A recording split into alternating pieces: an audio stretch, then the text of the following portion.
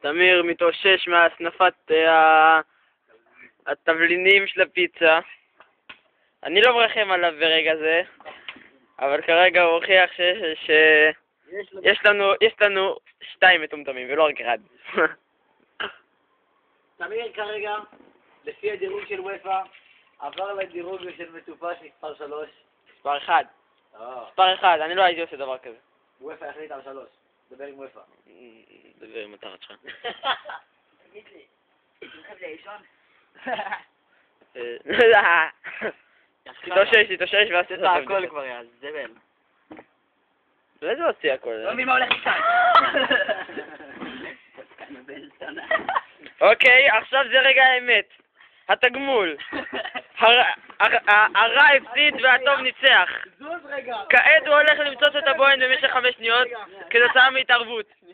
יואו. הוא חייב למצוץ את הבוהן. זה יקרה עכשיו. הופה. יואו.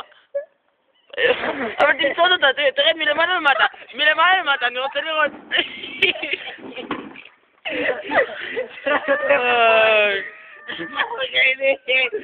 איזה מגעילים.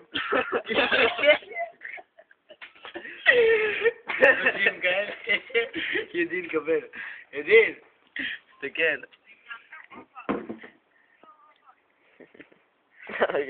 אוקיי, לסיכום הערב, תמיר הסניף תבליני פיצה. תמיר בוא.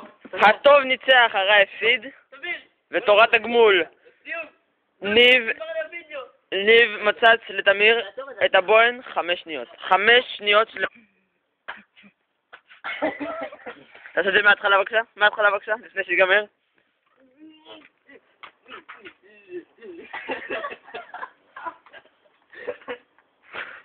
אוקיי.